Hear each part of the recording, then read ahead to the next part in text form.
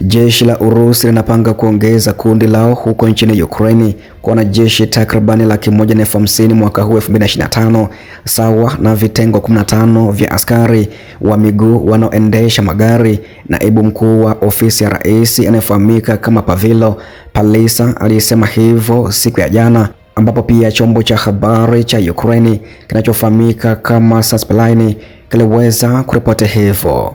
Uundaji wao unaendelea. Warusi hawana matatizo na kuajiri wafanyakazi sasa, lakini hata hivyo inafaa kueleweka ya kuwa miundo hiyo yote haiwezi kutekelezwa kwa wakati mmoja, Palisa alisema hivyo.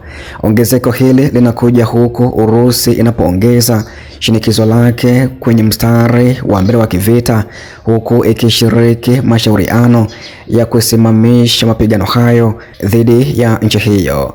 Kulingana na Palisa, amesema Moscow haipendezwi na mazungumzo ya amani isipokuwa katika maeneo yanayohusu usalama wa baharini, ambapo usitishaji mapigano unahusiana zaidi na maslahi ya Urusi. Ukraine ilikuwa imekubali kusitishwa kikamilifu kwa siku 30 katika mazungumzo yaliyosimamiwa na Washington huko Jeddah mnamo Machi 11, lakini Urusi ilikataa, isipokuwa ikiwa ni pamoja na masharti ya kuzuia uwezo wa kijeshi wa Ukraine. Badala yake pia Ukraine, Urusi na Marekani zilifikia makubaliano ya kusitisha mapigano kwa sehemu ya kulinda miundombinu ya nishati na Bahari Nyeusi. Tangu kutekelezwa kwake, Ukraine na Urusi zimeshutumiana vikali kukiuka makubaliano hayo ya nishati, ambako Moscow pia imeunganisha kuanza kwa makubaliano ya Bahari Nyeusi na msamaha wa vikwazo kutoka Magharibi. Katika uwanja wa vita, vikosi vya Urusi bado vinaendelea kusonga mbele vikijaribu kuvunja sehemu maalum za mbele, Palisa alisema hivyo, na alikubali baadhi ya mafanikio ya kimbinu ya Urusi, lakini akasema ya kuwa Ukraine inashambulia na inajiletea manufaa yake yenyewe. Kama watafanya hivyo, basi wataendelea kukwama katika mazungumzo ya amani ili kupata mwafaka.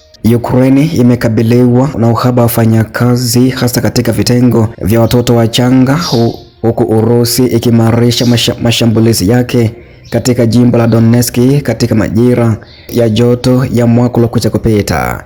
Kasi ya mafanikio ya eneo la Urusi imepungua katika miezi ya hivi karibuni, ambapo kulingana na kikundi cha ufuatiliaji wa uwanja wa vita maarufu kama Deep State kilisema ya kuwa vikosi vya Urusi vilikamata kilomita za mraba 133 pekee mwezi Machi, jumla yao ya chini kabisa ya kila mwezi tangu Juni ya mwaka 2024.